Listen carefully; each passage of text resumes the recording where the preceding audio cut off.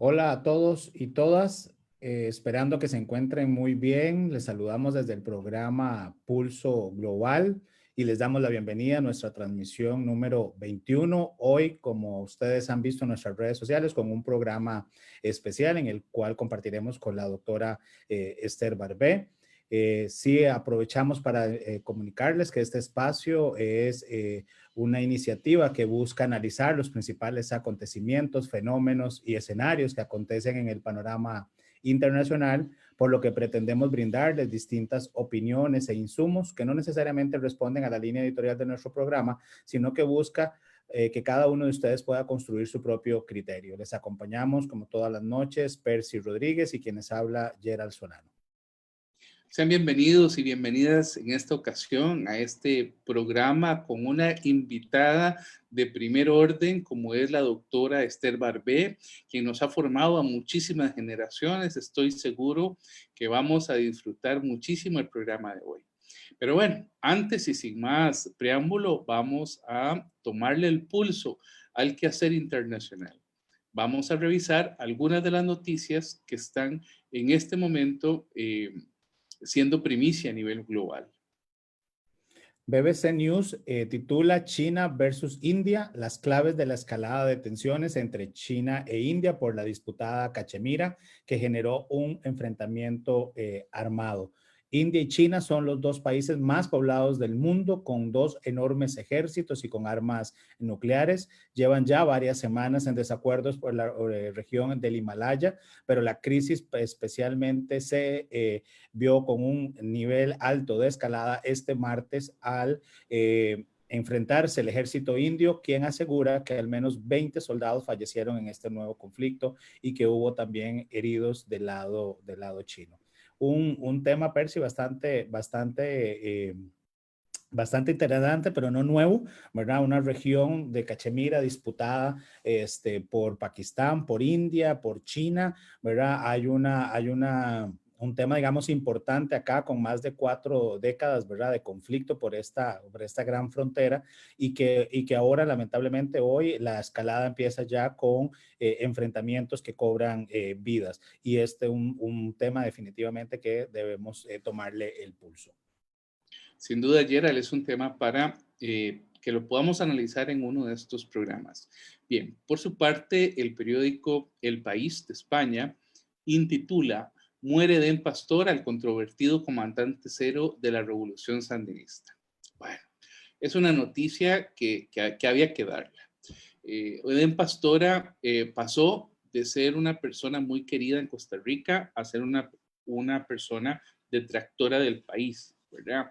En los años 70, finales de los años 70, se apoyó muchísimo en Costa Rica, hay que decirlo, a lo que fue la revolución sandinista contra Somoza, contra el dictador Somoza. En realidad, la mayoría de los costarricenses apoyaban la iniciativa de un cambio de gobierno. Pero tras la llegada, digamos, y las posiciones de Daniel Ortega, eso se fue distanciando. Y el comandante cero fue un agente que primero estuvo con Daniel, después estuvo en contra de él, ¿verdad? Y finalmente en los últimos años a favor. Se le recuerda a Gerald por aquel famoso tema de la toma del Congreso Nacional. Fue un tema cuando siendo Somoza presidente, él junto con otro grupo de guerrilleros hizo una captura de los diputados en el Palacio Nacional del Congreso en Nicaragua, y también posteriormente sí que tomaron el poder, estuvo en la Fundación de Arte, que fue contrarrevolucionaria, ¿verdad? Contra la revolución sandinista. Posteriormente se le recuerda por los atentados de la Penca, ¿verdad? Muy, muy conocidos, Gerard. Y bueno, finalmente y lastimosamente, en los últimos años se había acercado a Daniel Ortega, quien lo puso al frente del dragado y de la toma de la isla Calero, situación que nos llevó pues, a un juicio internacional ante la Corte, que finalmente Costa Rica pues, ganó en esa sede. Bueno, y por su parte, El Mundo de España titula Kim Jong, la hermana de Kim Jong-un, que está detrás de la explosión de la oficina de enlace con Corea del Sur, Aparentemente estamos con una zona en Asia bastante caliente en términos de conflictos, pero un tema que sin duda estaremos abordando en próximos programas y que le invitamos a todos los que hoy nos acompañan en esta transmisión especial que nos sigan sintonizando los martes a ser las 8 de la noche por Pulso Global. Y bueno, como es tiempo de continuar con nuestro programa y escuchar a nuestra invitada, hoy dedicaremos nuestra sección del personaje de la historia, el personaje del día, por supuesto, a la introducción que hará nuestro historiador Percy Rodríguez de la doctora Esther Barbé. Muy bien, hoy no hubo mucho tiempo para comentar las noticias, pero vamos a dedicarnos al tema principal. Introducimos a la doctora Esther Barbé, quien es muy conocida en Costa Rica, ha estado dando cátedra incluso en la Universidad Nacional de nuestro país, y muchísimas generaciones de estudiantes de relaciones internacionales, tanto de universidades públicas como de universidades privadas, nos hemos formado con ella. Como profesores que hemos ido de relaciones internacionales en diversas universidades, pues nos ha correspondido, Gerald, recomendar sus libros, sus artículos. Quizás el más conocido es Relaciones Internacionales, que desde el año 1995 pues ha tenido múltiples actualizaciones y múltiples reediciones. Relaciones Internacionales ha sido un libro que comienza con la génesis académica de la disciplina de la CRI. Hace un recorrido por las principales teorías, comenzando con las grandes tradiciones de pensamiento, con sus controversias y con sus evoluciones. La doctora Barbé planteó ahí la caracterización de la sociedad internacional, sus instrumentos de análisis, las definiciones y las tipologías de los sistemas de estados, de los organismos internacionales, de las fuerzas transnacionales. Luego, Gerald nos lleva por la génesis, evolución y crisis del sistema que nace en 1945. Y recordarás que finalmente nos plantea la sociedad internacional en la era de la globalización y las agendas internacionales en la actualidad.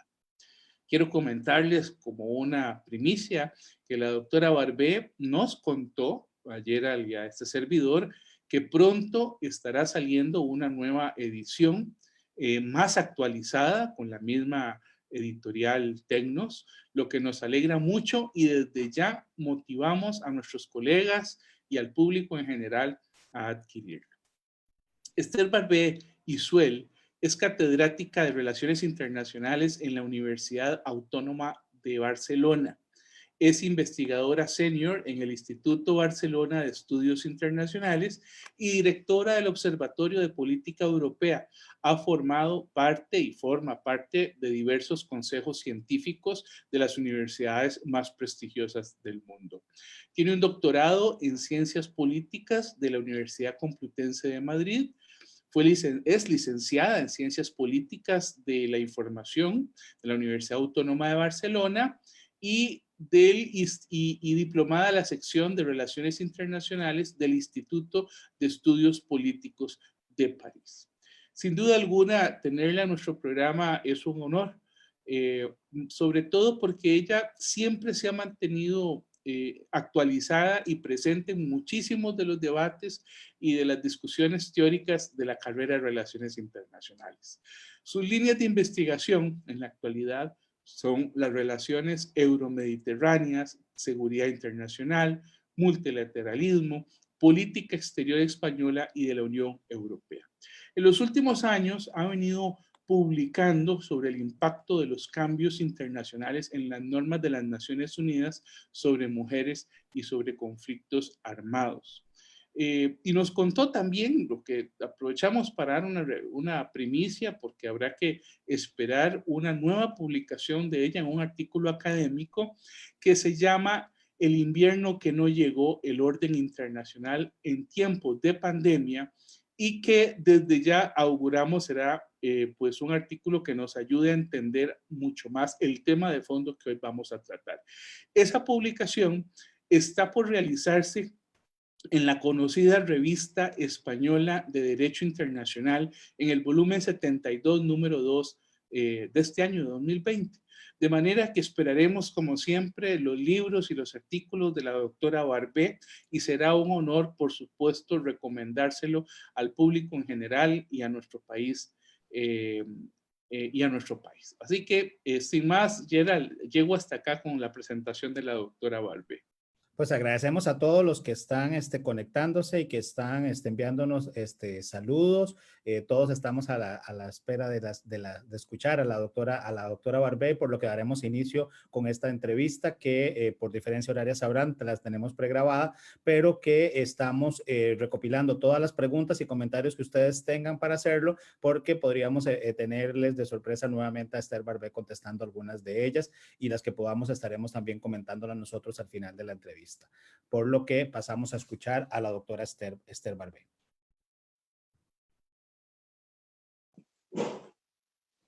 Estimada doctora Barbé, un gusto estar con usted en este día, muy amable por recibirnos y por cursar esta invitación en la que estamos hoy con usted. Vamos a comenzar con una preguntita, doña Esther.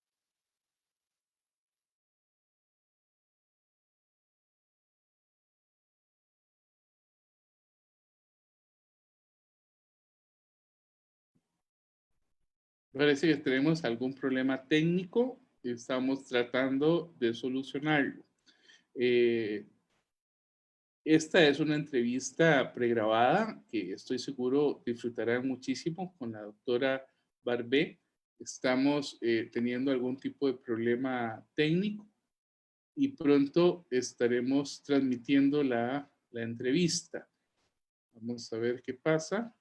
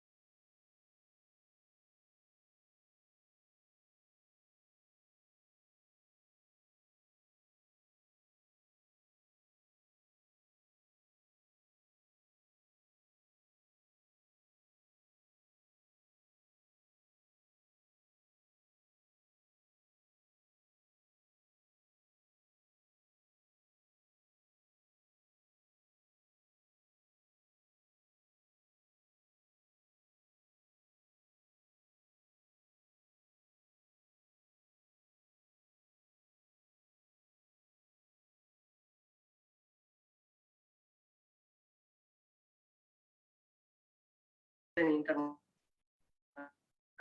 si va a cambiar radicalmente, si va a verse parcialmente modificado. Entonces, quizás yo quería, si me lo permiten, ¿no? Soy una académica, hacer dos acotaciones de partida. La primera de ellas es que posiblemente cualquiera de nosotros, cuando estamos hablando de orden internacional, podemos tener en mente dos ideas muy diferentes. Una de ellas es la idea de ver el orden internacional como la existencia de certidumbre en lo que está ocurriendo y que existan pautas de comportamiento, cierta estabilidad. Y la otra idea, que es muy diferente, que algunos autores han definido como un orden mucho más potente, mucho más construido, es que el orden esté basado en valores, en criterios de justicia, en una cierta igualdad, etcétera, etcétera. Por lo tanto, posiblemente cuando nosotros vayamos a hablar, cualquier persona pueda tener esas dos visiones de entrada.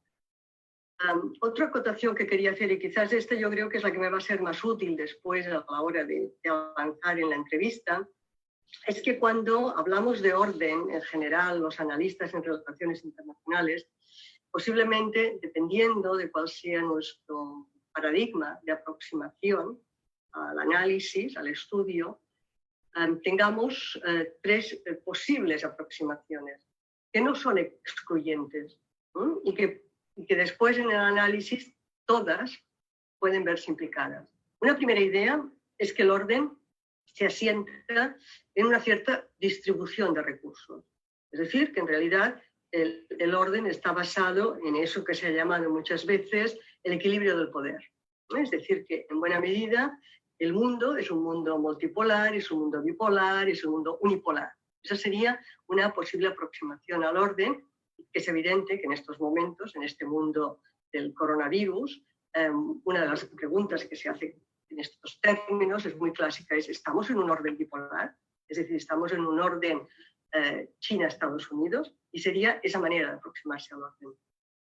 Otra aproximación al orden es pensar que el orden se basa fundamentalmente en compromisos entre Estados, ¿no? Los gobiernos se comprometen, los gobiernos llegan a acuerdos, los gobiernos aceptan reglas, los gobiernos crean instituciones, y ese es un orden que yo diría podemos utilizar diversos términos para hablar de él, pero yo diría que hablando de gobernanza multilateral nos entendemos perfectamente.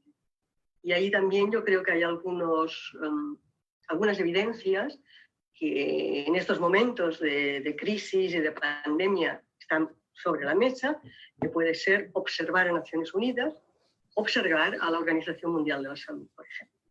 Y ahí podemos estar buscando orden también, de la misma manera que algunos lo pueden estar buscando en la relación Estados Unidos-China. Y finalmente, otra vía para pensar que existe orden es pensar que, y ahí estaríamos bastante en la idea del orden como justicia, un orden fuerte, en la idea de que el orden está basado en valores compartidos. Por ejemplo, yo supongo que todos nos entendemos rápidamente y todos pondríamos el mismo ejemplo. Un mundo de derechos humanos. Un mundo en el cual rápidamente todo el mundo tiene derecho a disponer de una vacuna para enfrentarse a un problema de salud, ¿no? Entonces, esos tres elementos que acabo de poner aquí sobre la mesa, ya sé un poco porque me han dicho las pautas de lo que ustedes querían hablar, yo creo que me van a servir después para seguir hablando, ¿no? Por lo tanto, la pregunta es, ¿vamos a tener un nuevo orden tras la pandemia o vamos a tener una versión distinta del orden actual?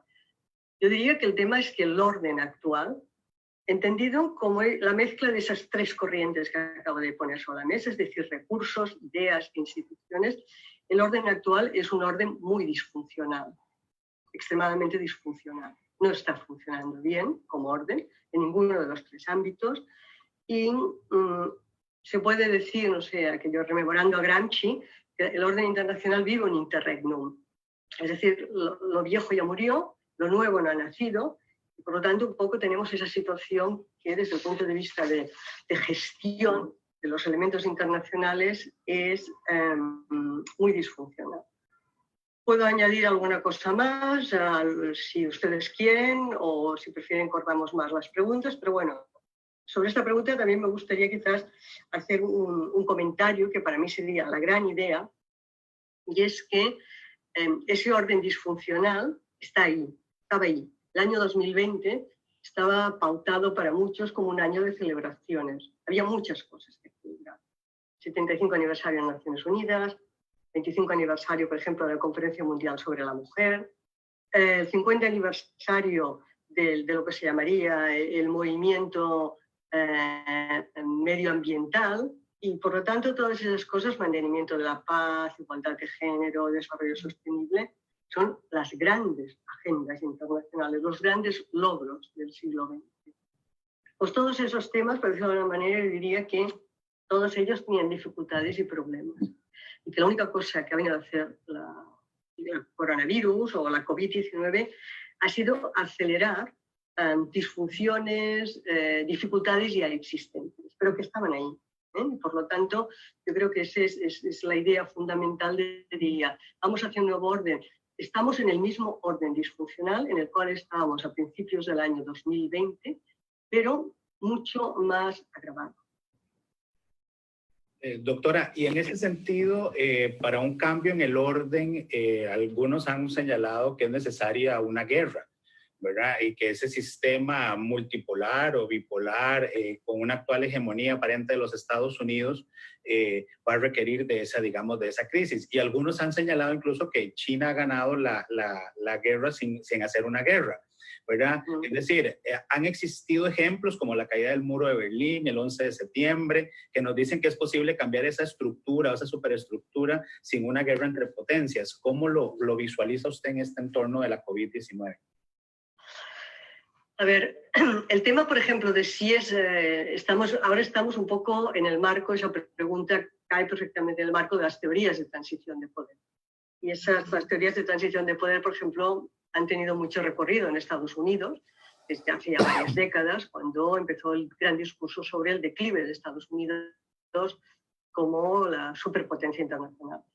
Hace 2 años, yo diría, o 3, ahora el tiempo pasa muy rápido, pero Graham Allison publicó un libro que se ha convertido, digamos, en un tema de gran debate, que se titula La trampa de Tucídides, en la cual un poco, refiriéndose a Tucídides y a las guerras en Atenas, digamos, Atenas y Esparta, viene a decir que todo ascenso de una nueva potencia genera una guerra con la potencia en declive, ¿no? Esa idea es la cual lleva sistemáticamente a hablar de que toda transición en una estructura de poder que cambiaría polaridad, cambiaría el papel de las potencias, pasa necesariamente por un enfrentamiento militar, un enfrentamiento armado. Se ha hablado mucho del tema. Yo diría que más que quizás en este momento responder esa pregunta, si me lo permiten, me gustaría reformularla un poco en términos de qué experiencia sacamos de toda esta crisis en términos de liderazgo internacional mirando hacia China y hacia Estados Unidos. Es decir, un poco, si me lo permiten, dándole vuelta al tema, ¿no? Estamos en el mismo barco, hemos descubierto todos qué es la globalización. Si alguno no tenía en el aula un buen ejemplo para dar a los estudiantes, siempre se acaba discutiendo si realmente era bueno o no el ejemplo. Es evidente que esta pandemia es un ejemplo excelente para demostrar que estamos todos en un mismo barco, y quizás una de las lecciones que hemos aprendido es que nadie está al frente del timón. Y ahí, eso sí que a mí me parece interesante para ver cómo se ha transformado esa relación entre potencias en términos de hacerse con el control del sistema internacional. Por ejemplo, Estados Unidos. Primero hablamos de Estados Unidos y después hagamos un comentario sobre China. Estados Unidos es evidente para todos nosotros que desde el final de la Segunda Guerra Mundial, fuera con una u otra formulación, pero asumía plenamente el gobierno estadounidense el rol de líder del sistema internacional, utilizando los instrumentos que fueran, indiferenciándose seguramente entre Europa, América Latina, etc. Pero una voluntad de liderazgo, incluso en pandemias anteriores, ébola, gripe aviar, etc. Los presidentes estadounidenses respondían asumiendo la idea de que nosotros vamos a ofrecer soluciones al problema, vamos a ejercer de líderes. ¿Por qué? Porque tenemos las capacidades para ello. Evidentemente, desde el año 1989 esas capacidades eran claramente manifiestas, porque hemos ganado la Guerra Fría y tenemos las mejores ideas, las únicas ideas, de hecho, las ideas liberales, y porque en realidad Estados Unidos controla y ha controlado, distribuyendo más o menos las funciones, pero ha controlado las instituciones internacionales que legitimaban esas ideas, ¿no? Por lo tanto, ¿qué es lo que nos encontramos, por decirlo de alguna manera, en la última, yo diría que desde el año 2000 va subiendo, ¿no? Pero ¿qué es lo que nos encontramos y nos situamos hoy en día? Ya no entremos ni tan siquiera en el terreno de las ideas o de las instituciones, que quizás podemos hablar después, pero en el terreno de las capacidades es evidente que Estados Unidos ha dejado de ser aquello un primus inter pares indiscutible. El ascenso económico de China ha cambiado radicalmente la situación. Pongo 2 cifras muy rápidas. En 1995, China era el 2% del PIB mundial. En el año 2003 era el 4%. En el año 2018 era el 16% del PIB mundial, con Estados Unidos, que es el 24%. Por lo tanto, todos nosotros sabemos, evidentemente los europeos, jugamos con la base de la Unión Europea. Pero si nos situamos con estados nacionales, independientemente, sabemos que China está ahí junto con Estados Unidos, que incluso en términos de paridad de poder adquisitiva, China superó a Estados Unidos y que las previsiones, evidentemente, ahora no sabemos qué va exactamente a ocurrir. Creo que las previsiones eran que hacia el año 2030, 31, 32, China pudiera superar el PIB estadounidense. Entonces, ahí yo creo que históricamente, para los que les gustan las largas tendencias, China estaría recuperando su posición previa al siglo XIX. Estaría volviendo a ese primer papel, a ese primer rol que tenía antes, desde el año 1000 hasta ese momento. Por lo tanto, ha cambiado totalmente esa lógica de potencias y la gran pregunta es, a partir de ahí, China, ¿cómo actúa? Y yo diría que en este caso lo que nosotros tenemos durante esta pandemia es ver que China es un Estado asertivo, claramente asertivo, y que China se ofrece como modelo para el mundo. En cualquier caso, se ofrece como modelo para el sur. Ha sacado 850 millones de la pobreza extrema y, por lo tanto, se presenta a sí mismo como una alternativa al modelo previo único, que era el modelo estadounidense occidental. Por lo tanto, yendo un poco a su pregunta, es decir, ¿qué es lo que tenemos? Estos dos países que van a caer en la trampa de Tucídides. Yo creo que, hablando de trampas, la trampa, como mínimo visto desde Europa Occidental, que ha sido como un cierto descubrimiento para muchos, la trampa era la trampa de la globalización y seguramente la trampa de las cadenas de valor, es decir, una trampa en la cual resultaba que países altamente desarrollados, a la hora de tener una mascarilla o un respirador, dependían claramente de Estados Unidos. ¿Por qué? Por la organización de las cadenas de valor. Y todo eso nos ha llevado sobre todo a ver durante toda la pandemia, en realidad Estados Unidos y China están jugándose la reputación ya no en el terreno clásico, llamémosle así, de posibles confrontaciones militares, sino en el terreno de 5G, que se habla de 5 geopolíticas, en el terreno de inteligencia artificial y en buena medida China está realizando una política de Estado en ese terreno. Por lo tanto, una guerra clásica, de momento, lo que nosotros tenemos frente a nosotros en estos momentos nos permite más hablar de competición en ámbitos de carácter tecnológico, de carácter de desarrollo y de conseguir espacios de mayor reputación por parte de las dos potencias. De hecho, Xi Jinping, cuando se habló tanto de trampa de Tucídides el año pasado y el año anterior, recuerdo que en una intervención dijo: esta es una cosmovisión americana, los chinos no pensamos en esos términos, en trampa de Tucídides mundial. Uno de los problemas, doctora, que se puede identificar en el accionar de los gobiernos en la actualidad frente a la pandemia es lo relacionado con la confianza pública, lo que Locke llamaba el consentimiento. Bueno, pareciera que muchos de los gobiernos en este momento no están a la altura de la situación y ha habido una tardanza muy lamentable en la respuesta que han dado. Y por supuesto que esto es percibido por la ciudadanía con desconfianza. ¿Cómo percibe post-COVID-19 ese tema de la desconfianza o de la confianza pública en los gobiernos? Y le agregaríamos, y en los organismos internacionales. Ajá.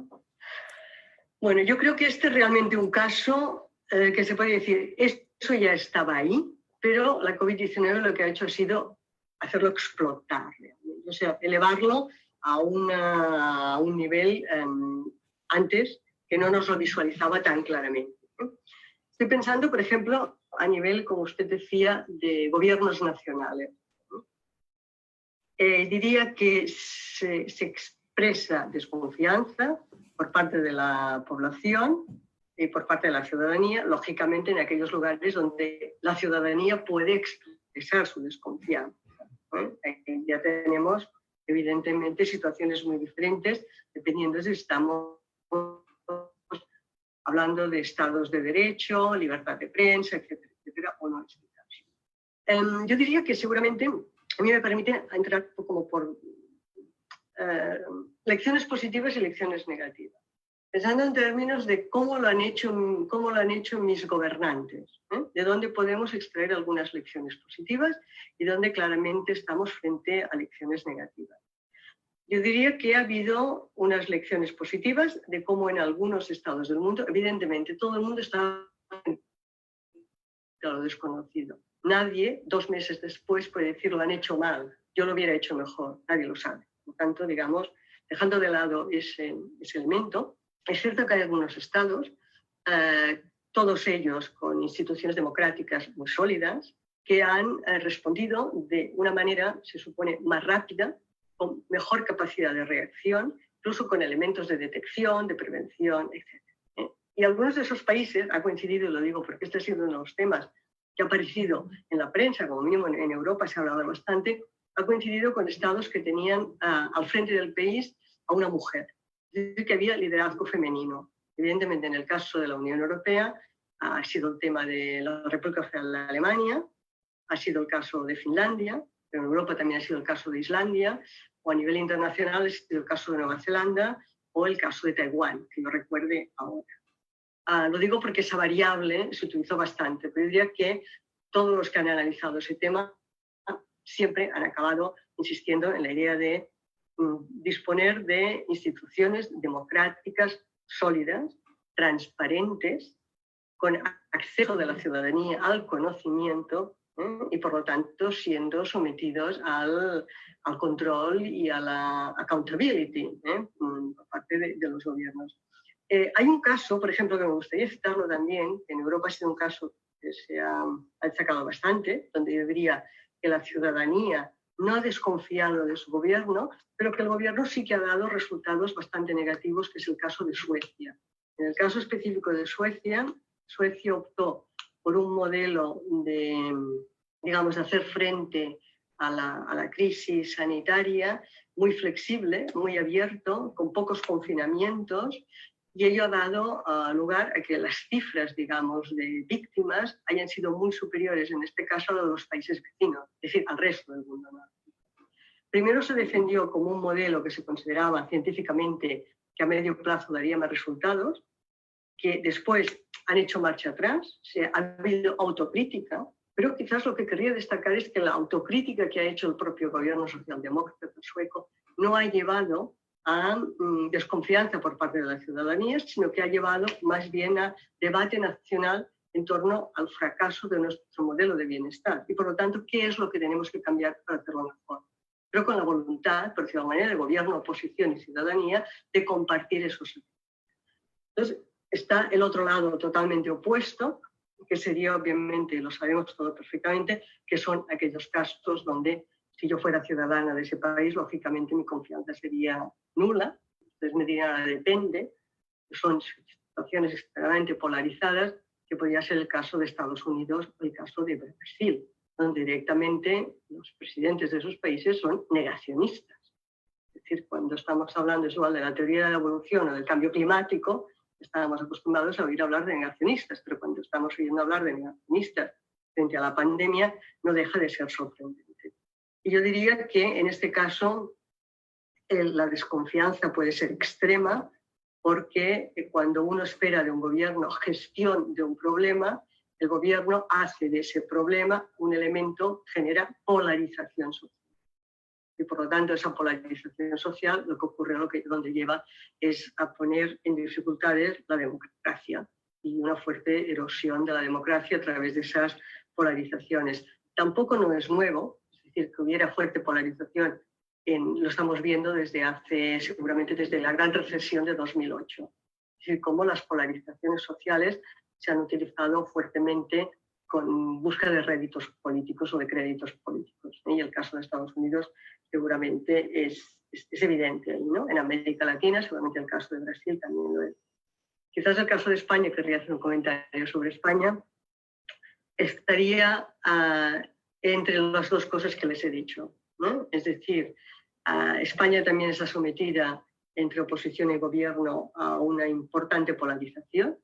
Y de hecho, la pandemia no ha sido utilizada, como en el caso de Suecia, como un elemento de reflexión sobre qué es lo que no hemos hecho bien, colaboremos para hacerlo mejor y desarrollar mejores elementos a partir de ahora, sino que también se ha convertido en un instrumento de polarización política o de lucha política. Por lo tanto, y como buena parte de la estrategia de la oposición, independientemente de los errores que haya podido cometer el gobierno. O sea que yo diría que la confianza lo podríamos situar, ¿no?, en una especie de termómetro y que dependería del país en el cual nos situáramos, pero que ciertamente la pandemia ha sacado más a relucir polarización ahí donde ya existía esa polarización.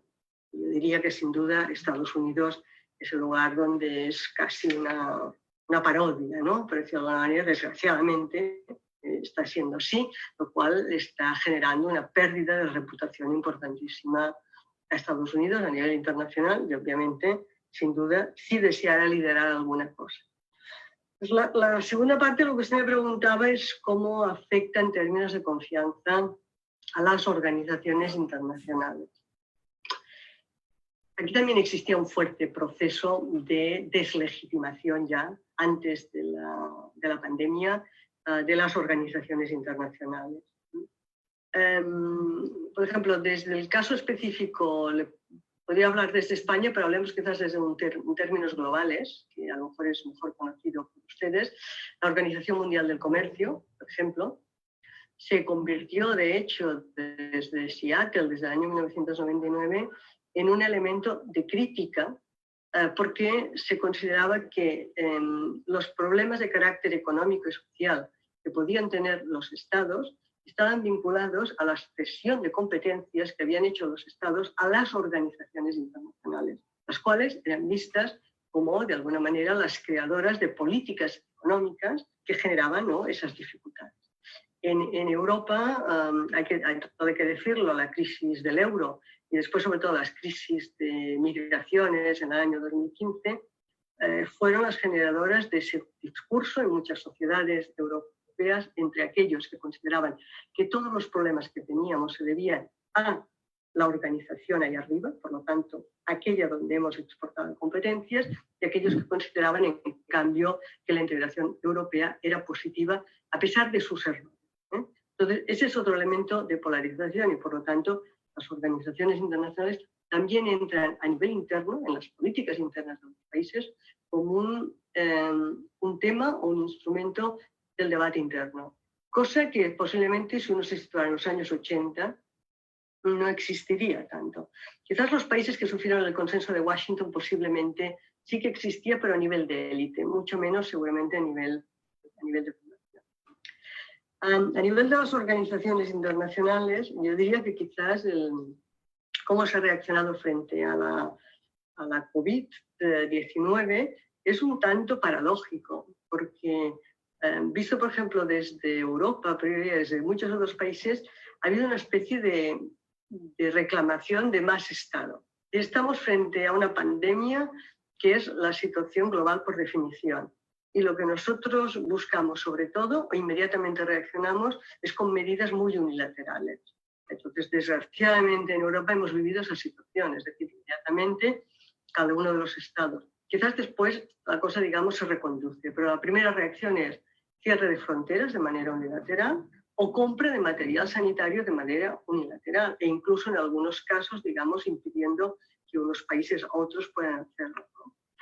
En términos sociológicos sería algo así como frente a la vulnerabilidad nos escondemos o nos retraemos o buscamos refugio en lo conocido. Y lo conocido es el Estado. Entonces ahí yo creo que Donald Trump seguramente estaba encantadísimo porque recuerdo que el año pasado cuando comenzó el curso aquí en Europa, como mínimo yo con mis estudiantes, leímos el discurso de Donald Trump frente a la Asamblea General de Naciones Unidas en el mes de septiembre y dijo una famosa frase que un poco sirvió de titular, ¿no? Era algo así como: el futuro no pertenece a los globalistas, pertenece a los patriotas. Y seguramente yo diría que las organizaciones internacionales se han visto bastante afectadas por esa situación. Dos de ellas, dos ejemplos muy concretos. Una de ellas es la Organización Mundial de la Salud, donde sin duda la Organización Mundial de la Salud se ha visto convertida en una especie de espacio de poder, de competencia de poder o de competición de poder entre China y Estados Unidos, y que ha llevado, pues, digamos, a que Estados Unidos haya bloqueado los pagos a la organización y que haya anunciado su retirada. una política estadounidense que ya coincide con lo que ha hecho en otras organizaciones. Y el otro caso que a mí me llamó mucho la atención fue el caso del Consejo de Seguridad de Naciones Unidas. El secretario general de Naciones Unidas, Guterres, había propuesto un alto el fuego a causa de la pandemia, digamos, un poco que Naciones Unidas adoptara el Consejo de Seguridad o pidiera, solicitara a todos aquellos lugares en los cuales había conflictos abiertos un alto el fuego, y se adoptaran unas resoluciones en esos términos. Ha sido totalmente imposible adoptar una resolución en esos términos, es decir, que Naciones Unidas y su Consejo de Seguridad pidan un alto al fuego en conflictos armados abiertos, porque China, por una parte, exigía que en esa resolución se hablara de la Organización Mundial de la Salud como la responsable de la lucha contra la pandemia, mientras que Estados Unidos exigía que se mencionara la COVID como un virus chino y que además se exigiera también o se hiciera constar en dicha resolución que habría transparencia, rendición de cuentas, es decir, hasta cierto punto que habría una investigación sobre el origen de la pandemia, tema en el cual China progresivamente ha ido entrando, pero tenía dificultades para aceptarlo. Por tanto, yo diría que la pandemia hace que la confianza que usted planteaba al principio salga muy maltrecha, sobre todo en algunos estados nacionales, muchísimo en algunos casos, y las organizaciones internacionales también van a tener que recrear o reconstruir confianza. Doctora Barber, en su libro Relaciones Internacionales usted plantea una serie de agendas internacionales relacionadas a lo militar, lo económico, lo global. Ahora, en este escenario post-coronavirus, ¿usted percibe algunos cambios importantes en esas agendas? ¿Existe alguna nueva agenda o es posible determinar algún escenario? En cuanto a las agendas, yo diría un comentario muy breve, porque yo creo que por sí se expresa suficientemente.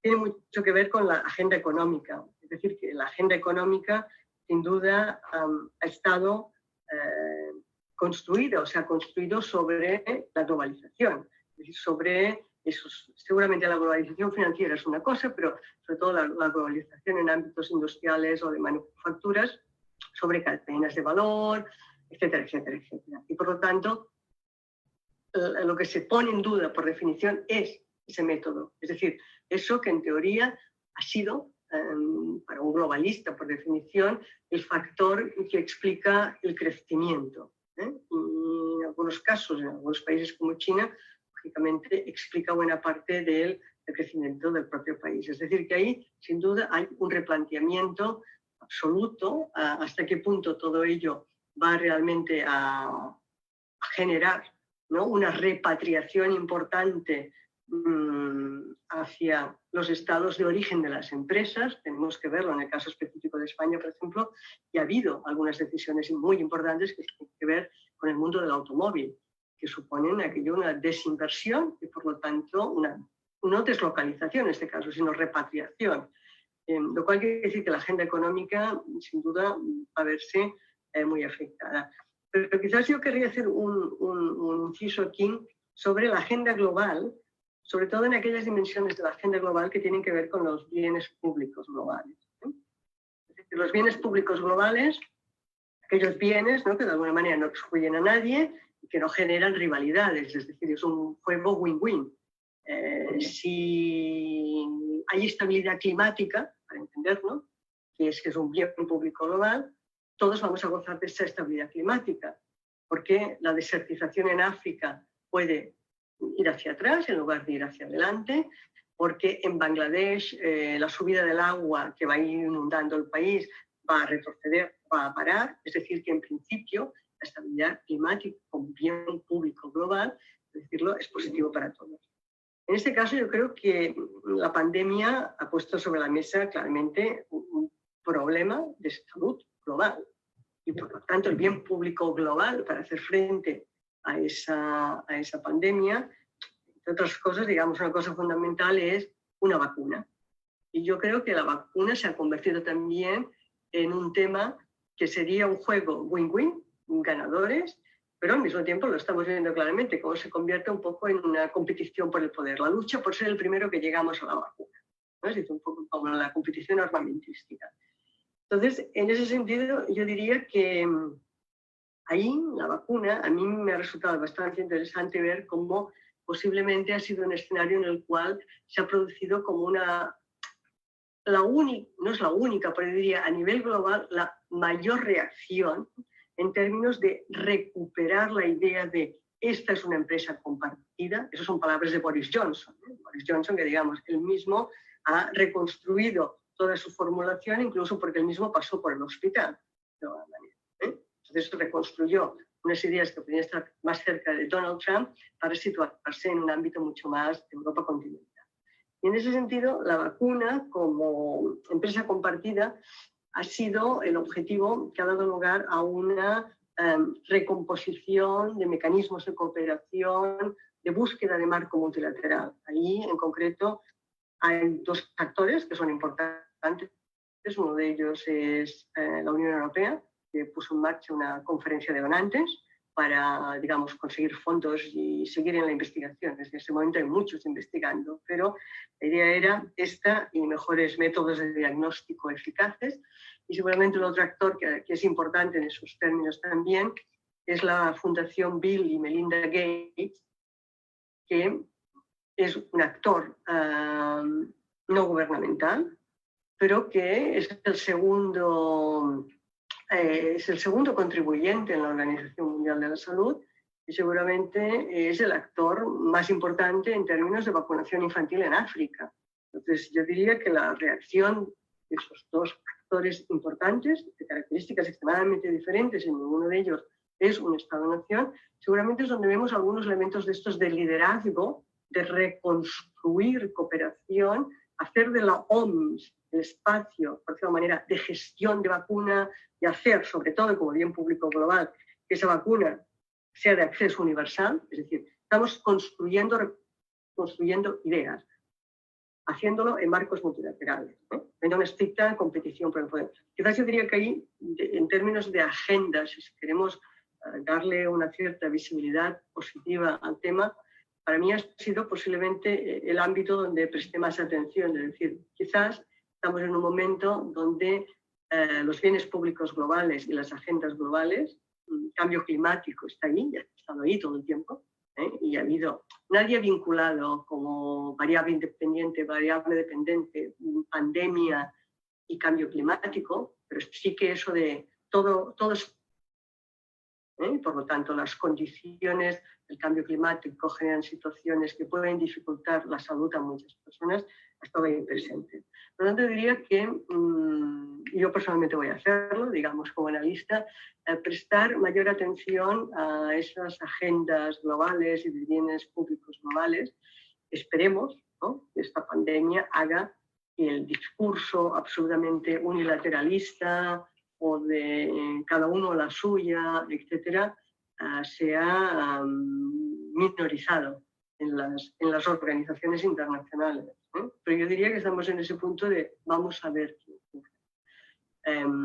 Hay elecciones en noviembre en Estados Unidos y ese sin duda es un hecho que todo el mundo pone sobre la mesa y en realidad hay muchas acciones concretas en Europa, por ejemplo, en la Unión Europea, que lo que sería la reformulación de las relaciones con Estados Unidos se dice a partir de noviembre hablaremos de ello. Yo creo que ese es un factor bastante importante también para esta agenda que estaba mencionando. Con esto último, me responde una pregunta que tenía sobre Estados Unidos y cómo veía lo de las elecciones, pero tengo otra que tiene que ver con China. Usted ha mencionado en una pregunta anterior el tema de China y cómo ha venido ganando espacios. Ellos han tenido la paciencia de reformular estrategias, alianzas con diversos países, de plantearse nuevas rutas de la seda, el famoso collar de perlas que incluye países de África, su relación con Rusia, el tema del mar de China, entre comillas, mar de China. Pareciera que hay una estrategia muy clara por parte de ese país, bueno, en América también, en América Latina, Costa Rica ha sido parte también de esa relación, pero que a uno le preocupa en términos de exportación del modelo autoritario chino y que además incluye ahora en el COVID, digamos, han tratado de exportar el tema de las tecnologías de seguimiento, las tecnologías invasivas. Me gustaría una impresión suya sobre ese tema y hasta dónde afecta a la reputación de China todo este asunto del secretismo en relación al nacimiento del COVID-19. El caso de Australia, ¿verdad? Que lo ha, de alguna manera, la amenaza que hizo uno de los embajadores, el embajador chino, redundó al final con la compra de ganado, por ejemplo, ¿verdad? No de vino como amenazaba el embajador, sino de ganado, pero al final es una forma de amenazar a los países para que no hagan investigación sobre el origen del COVID-19. Uh-huh. Bueno, evidentemente, quiero decir, el tema de China, a partir de sus capacidades, ha puesto en marcha, desde hace unos años, un proceso, por decirlo de alguna manera, de extenderse o de convertirse en una potencia mediante la presencia, ¿no?, de los países, está clarísimo, sobre todo a través de préstamos, ¿no?, que van haciendo que pequeños países puedan convertirse en países claramente dependientes de China en términos financieros o en términos de obligaciones contraídas. Y después, para hacer frente a esas obligaciones contraídas, bueno, en el caso específico de algunos países que tanto en Asia como incluso ya en Europa, en los Balcanes, ven como a nivel portuario, a nivel de transportes, etcétera, están claramente controlados por China, ¿no? Hay una estrategia política por esa vía, ¿no? Entonces, en ese sentido, yo creo que la pregunta es si toda esta pandemia va a serle positiva o negativa a China. Un poco sería una pregunta que muchos se hacen y muchos nos hacemos, ¿no? Yo te diría, por un lado, en algunos lugares inmediatamente saltó, sobre todo, por ejemplo, los momentos en que el número de muertos era altísimo, en algunos países occidentales, en Europa incluso. Inmediatamente saltó aquello de, fijaros en China, qué rápido que han reaccionado, qué capacidad tienen para construir un hospital de miles de camas en tan poco tiempo, qué capacidad que tienen para controlar a las personas y que no se extienda, ¿no?, el virus, etcétera, etcétera. Bueno, yo diría que durante algunos momentos, y China se encargó también de que esa imagen positiva saliera al exterior. En el caso específico de Europa, una de las cosas que hizo China fue suministrar material sanitario a algunos países europeos, sobre todo Italia. Italia tuvo unos momentos muy difíciles en los cuales llegó material chino y material ruso.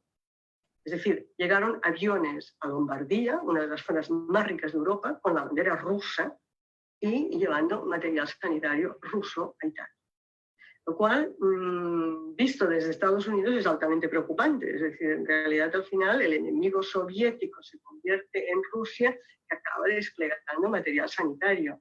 Entonces, eso es cierto que, yo diría, creo un cierto visión positiva de ese país que es eficaz, solucionando problemas, ¿no? Pero al mismo tiempo, evidentemente, se abre la contrapartida, que en el caso específico de Europa quedó clarísimo que era terriblemente no aceptable, que era el tema de la detección y el seguimiento de las personas. Es decir, todos los mecanismos de surveillance, de seguimiento de personas, etcétera, y por lo tanto de invadir la privacidad de las personas. Y ahí yo creo que en el caso específico de Europa ha habido una reacción inmediata al respecto, ¿no?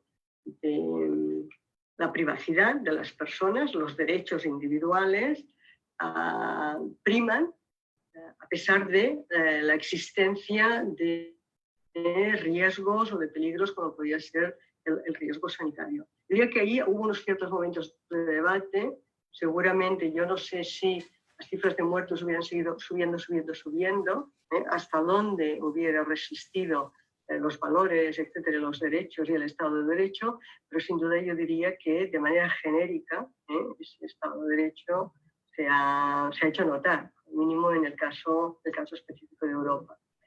También es cierto que hay otros elementos que han aparecido que son un poco negativos y que, por ejemplo, en el caso de España no teníamos anteriormente, que es un cierto libertarismo, ¿no? a la estadounidense. Estas personas que no están dispuestas a aceptar que nadie coarte su libertad de movimiento, ¿no? Que eso sería una situación extrema o límite, porque diría que son situaciones bastante límite. Por lo tanto, China le ha ido bien o le ha ido mal.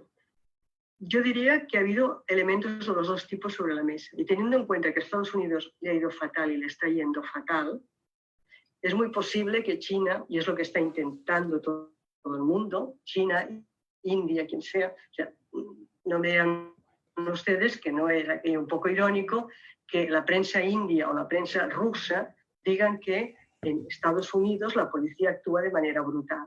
Uno piensa, perdone, usted me está hablando desde la India, usted me está hablando desde Rusia. ¿Cómo actúan sus policías respectivamente en Cachemira, por ejemplo, o las manifestaciones de Moscú?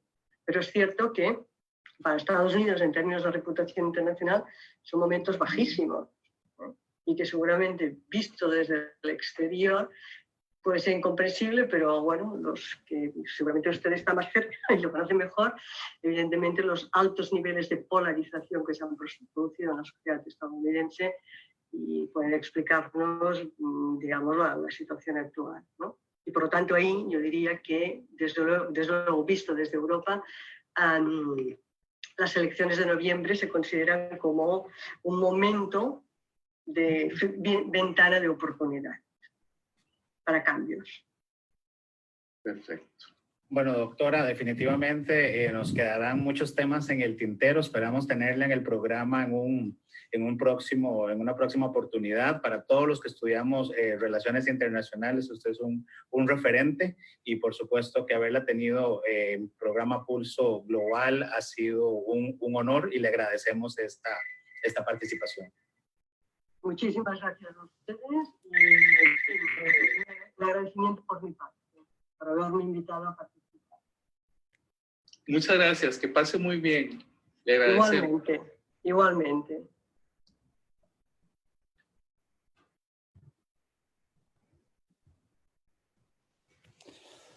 Bueno, Percy, definitivamente una entrevista digamos, de lujo, muy interesante, todos los aportes que hace la doctora Esther Barbé y definitivamente ha incendiado nuestras redes sociales. Hemos tenido ahí varios comentarios y varias preguntas que nos han venido haciendo. Sí, así es, Gerald. Desde la primera pregunta, cuando le preguntamos si consideraba que habría un nuevo orden tras la pandemia, ¿verdad? O si veríamos una versión distinta al orden actual. Bueno, ella lo que ha comentado es que que el orden actual es un orden que está totalmente, que es totalmente disfuncional. Y ha citado a Antonio Gramsci con aquella famosa frase sobre que el viejo sistema se muere, el nuevo tarda en aparecer y en ese claroscuro, decía Gramsci, pues surgen los monstruos. Por supuesto que planteaba doña Esther Barbé que el año 2020 sería un año de celebraciones y que bueno, este orden disfuncional sigue vigente, pero el COVID-19 parece que está acelerando las disfuncionalidades. Eso me parece, digamos, pues un comentario extraordinario.